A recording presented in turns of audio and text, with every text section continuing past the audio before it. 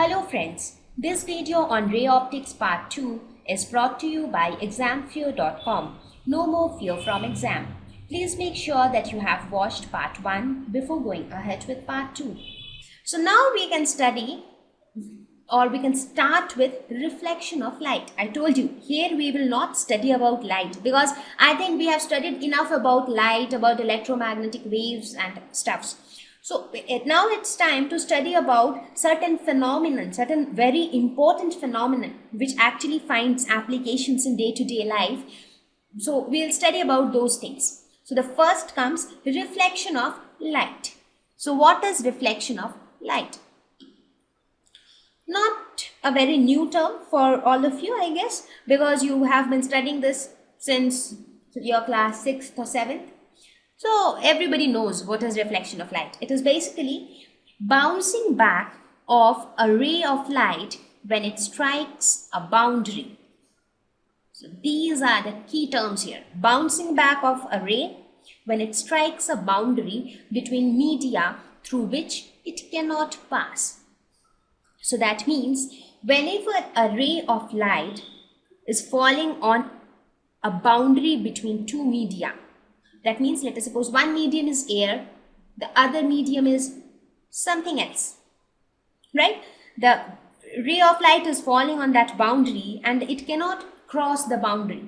So what will happen? It will traverse its path. It will come back. It will bounce off somewhat like this. Let us suppose this is a wall and here is a boy. He is playing with a football. So let us suppose he takes this football. This is his football. He kicks it off. What happens? The football is, as soon as the football is kicked, it goes, it hits this wall, and then what happens? It again comes back. Now why does it come back? Because it reached the boundary. This was the boundary, right? Till there, while the boy was going through this path, there was no boundary. It was able to pass. But as soon as it reached the wall, it was not able to cross the wall. So what happened? It bounced back, right? So similar is the phenomenon of reflection of light. So instead of this ball, we have a ray of light. So when a ray of light reaches a boundary such that it is not able to cross the boundary, in that case it will bounce off the boundary and we say that the light is reflected. You got my point? So the best example to understand reflection of light is this football example. You hit a football, it goes ahead, hits the wall and bounces back. So similarly, when a ray of light falls on a boundary through which it cannot pass, then it bounces back. So this phenomenon is known as reflection of light. So if somebody asks you what is reflection of light, you really don't need to memorize the definition at all. It is very simple. It is just bouncing back of a ray of light when it hits a boundary between two medium through which it cannot pass. Right? Let us look at some of the examples which we see in our day-to-day life. You would have seen yourself in a mirror, right? How is it that you're able to see yourself in the mirror? Because that mirror is acting as a boundary through which the light rays cannot cross.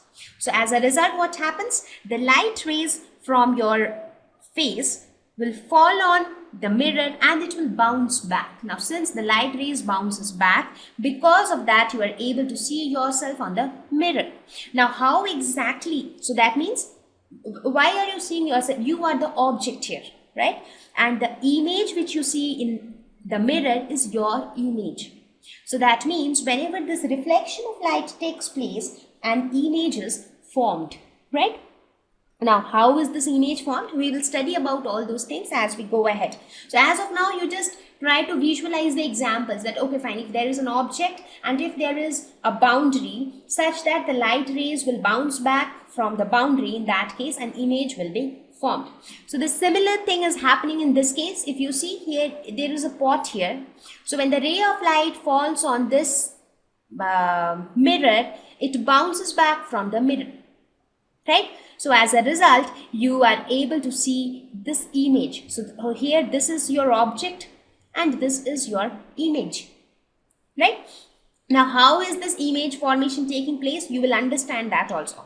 Similarly, here also if you see, this is your object and this is your image. So which is the boundary here? The surface of the water is the boundary here. So when the light rays falls here, it gets reflected, it bounces back, and as a result an image is formed.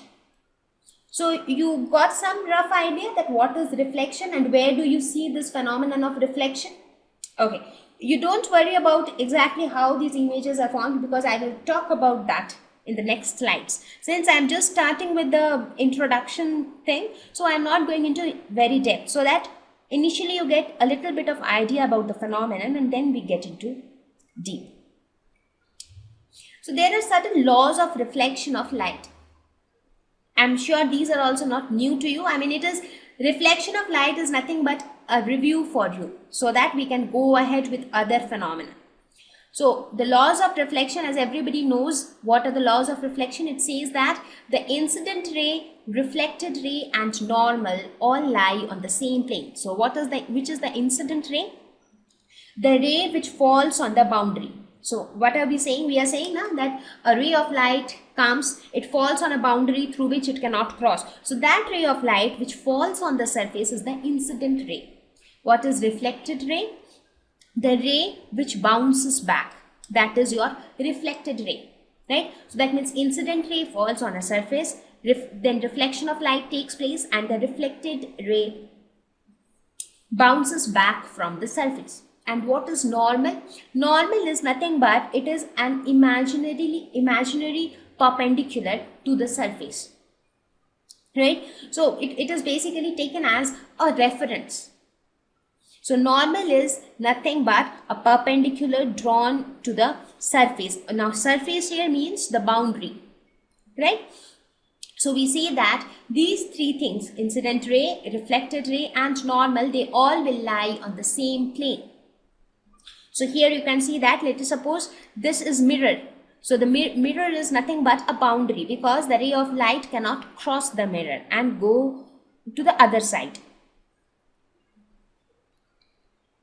So here the ray is incident. You can see the arrow which shows that the ray is falling on the mirror. It gets reflected this way, and this is the normal, that is perpendicular to this surface, right? So these three lines will lie on the same plane. And the second law states that the angle of incidence is equal to the angle of reflection. Now what is angle of incidence? Angle of incidence is nothing but the angle which the incident ray makes with the normal. So this is my angle of incidence. And what is angle of reflection? The angle which the reflected ray makes with the normal. So now you see that the normal acts as a reference to calculate the angle of incidence and the angle of reflection, right? So this angle of incidence will always be equal to the angle of reflection. Okay, so these were some of the basic facts about reflection of light. So now we will study about, as I told you, when I talk about a boundary, it means from where the light will bounce back.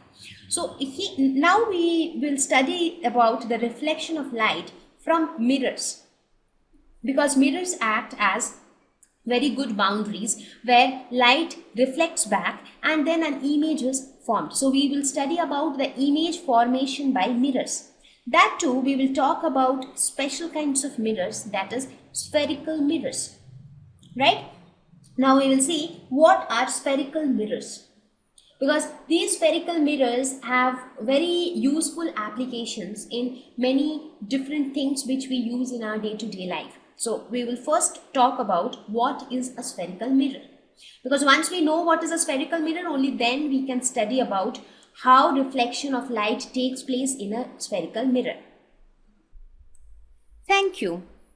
Please visit examfear.com to watch free educational videos, try free online tests, get the best quality study materials, study from the best tutors and mentors, and much more. Thank you once again.